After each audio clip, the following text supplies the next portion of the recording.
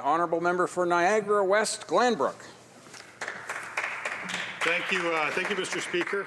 I'm honoured to rise today to highlight several features of Budget 2014. Each year we bring out a new budget with new particulars, but the same steady principles and long-term priorities. We have looked at our economic circumstances and listened to Canadians, and we know that they support our government's continued efforts to secure jobs, economic growth, and long-term prosperity. This government is proud to serve Canadians in both domestic and international affairs. On the domestic side, I would like to speak to specific job-creating and economic measures, as well as our low tax plan on the road to balance. Moving to international issues, I hope to address economic immigration, free trade agreements, and Canada's relationship with the United States. Mr. Speaker, allow me to start with an issue that is near and dear to all Canadians: jobs. Our government knows that Canadians are willing to work hard to get ahead, but we recognize the gap between the demand for skilled work positions and our current graduates and trainees. We are taking action to address these challenges. We are encouraging students to enter the skilled trades by making interest-free loans available for Red Seal apprentice programs. Apprentices can get an interest-free loan of up to $4,000 per technical training period. Mr. Speaker, our government is committed to workers who have lost their jobs and those who need retraining. Economic Action Plan 2013 introduced the Canada Jobs Grant to address this very issue.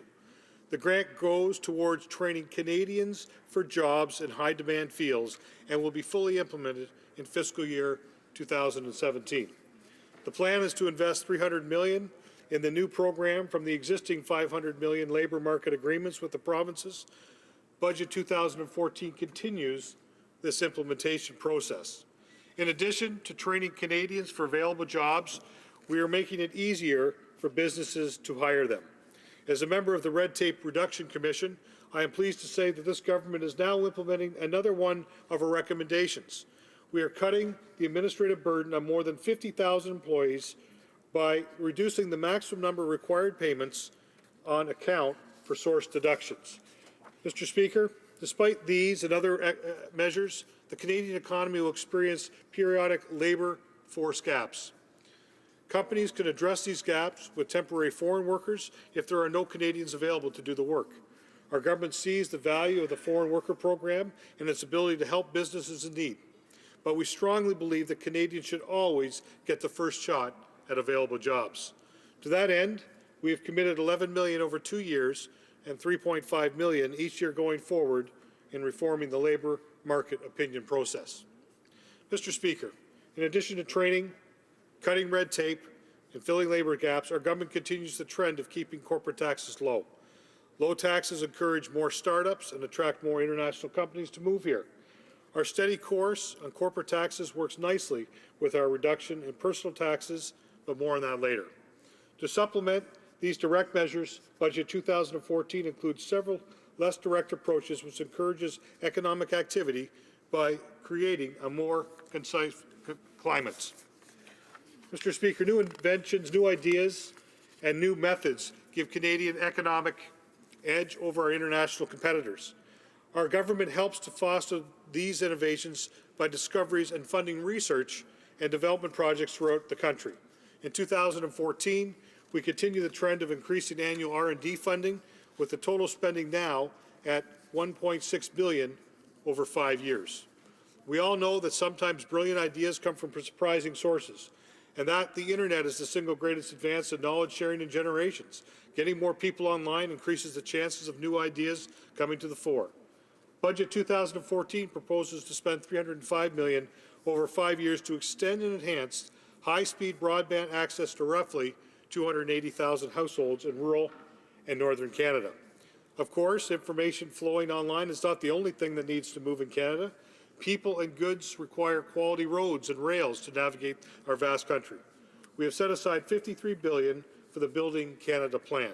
Among other things, this plan will fund transfers to provinces and municipalities and will accept applications for the Building Canada Fund. It will also renew the P3 Canada Fund to find new ways for state and private actors to cooperate on projects, and it will contribute to on-reserve infrastructure, and much more. Mr. Speaker, Canadians know that governments pay for these kinds of infrastructure projects through taxes. However, if taxes get too high, they can actually slow the economy down. With that in mind, since 2006, we've introduced over 160 tax-cutting measures. The average family of four yearly taxes are now around $3,400 lower. Building on the solid record, Budget 2014 includes many individual cuts. For example, we're increasing the GST exemption measures, like exemption training and coping tactics for people with disorders and disabilities. One of my personal favorites, due to the exciting technology element, is the exemption for eyewear, specifically designed to electronically enhance the vision of people with impairments.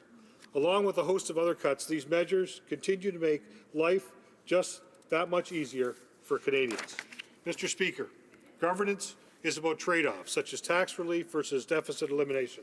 Our government is doing both, which brings me to my personal favorite part of Budget of 2014, which is staying on track to balance the books and surplus.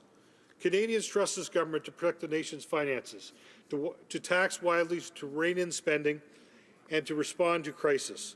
Responding to the Great Recession of 2008 took a heavy toll on the budget. However, I can proudly say that the budget is on track for balance for the next fiscal year. And the sooner, the better. As a small businessman, I can tell you firsthand that I understood the occasional need for borrowing, but I also understand the immense joy and relief in being in surplus again. Mr. Speaker, we are limiting the deficit in two ways: increasing revenue and cutting spending. By fostering a healthy economic climate, this government has helped the GDP rise, which increases tax revenue without raising taxes.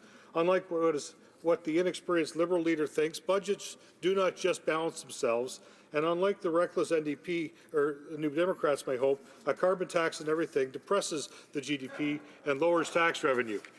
Mr. Speaker, the second way we are tackling the deficit is making concerted efforts to reduce the size of government through attrition and modernization. Growth in GDP and population brings me back to the matter of immigration I introduced when speaking of the LMOs earlier. Along with most Canadians, this government believes that our immigration system should benefit Canada. As such, we have taken several important steps to reinform the system, including proposing replacement of the Immigrant Investor Program by the Immigrant Investor Venture Capital Fund. This new program will ensure that the class of immigrants makes substantial contributions to our economy. Immigration is just one way that we interact with the wider world. Canada also trades extensively, and trade is good for economic growth. As I mentioned, we have managed to grow the GDP without raising taxes. In fact, we have grown our GDP by cutting taxes over 160 times. Mr. Speaker, increasing resource development and increased trade are two of the best ways to increase our GDP. With the signing of the Canada-European Trade Agreement last year and the Canada-Korea Trade Agreement a few weeks ago, Canada has secured new opportunities for growth. Of course, trade requires goods and services to exchange. Canada is blessed with abundant natural resources, fertile soil, and the workforce needed to translate those assets into exports. I'm particularly pleased to note that Budget 2014 continues funding for agricultural development through the Growing Forward 2 framework. I also appreciate the proposed expansion to the types of livestock qualifying for tax deferral on the sale by farmers dealing with drought or excessive rain. Mr. Speaker, measures like this certainly clearly show that our government is pursuing a sound strategy of diversifying our economy through developing our resources, opening new markets with new partners, and drawing closer to old friends and allies. The great things about trade is that it's not a zero-sum game. Seeking out new trade opportunities in the Asia-Pacific and Europe does not diminish our existing trade with the United States. The fact is, the United States is and will continue to be our closest ally and greatest trading partner. This government is determined to increase that trade through improved cross-border infrastructure, like the new international trade crossing between Windsor and Detroit. Mr. Speaker, Budget 2014 proposes to provide $407 million over 2 years on a cash basis for the procurement and the project delivery parts of the new bridge project. Seen as the Windsor-Detroit corridor handles 30% of the Canada-U.S. trade by truck, and that the trade is forecast to increase, expanding our infrastructure is an obvious choice. Mr. Speaker, whether it's implementing direct job-related measures, cultivating a high-growth economic climate, cutting taxes while balancing the budget, or launching new trade initiatives, this government is taking solid steps for the good of the country. All Canadians can benefit from the sound governance Budget 2014 demonstrates and from the prosperity to which it contributes. That is why I'm looking forward to seeing this budget implemented. Thank you very much, Mr. Speaker.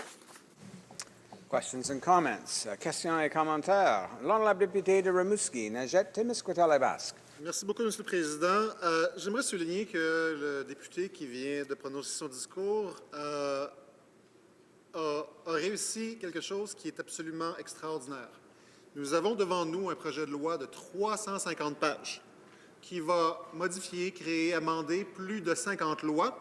Et le député en question a réussi à prononcer un discours de 10 minutes sans même toucher un seul élément du projet de loi que nous discutons à cette Chambre. Je sais que la circonscription du député se trouve près des États-Unis. Un élément en particulier et d'importance dans ce projet de loi, il s'agit de FATCA. Plusieurs citoyens de sa circonscription, qui sont des citoyens canadiens, qui ne se voient pas comme Américains, pourraient être ciblés par les services de revenus américains et pourraient, selon ces mêmes services de revenus, devoir des milliers, voire des dizaines de milliers de dollars parce que le gouvernement américain les considère comme étant des citoyens américains. Les dossiers de ces gens-là pourraient être transférés vers les services de revenus sans même qu'ils le sachent et faire l'objet éventuellement de réclamations.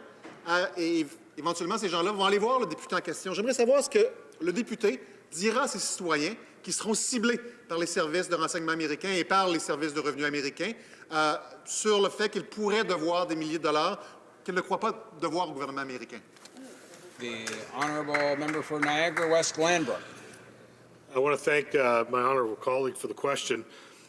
What I'd like to point out is that as we look at this budget, we look at a balanced way of approaching things, and I think we look at what I mentioned in my speech was the fact that it's just not one thing that's going to make a difference in this country. I think it's to say that just corporate taxes, cutting them, or any number of issues are going to be what makes a difference. But it's a combination of things that we do. Reducing spending, I talked about in terms of government. I talked about reducing taxes, talked about immigration, talked about trade deals. There's a whole host of things that we need to continue to work on in order to make our economy strong and be able to prosper.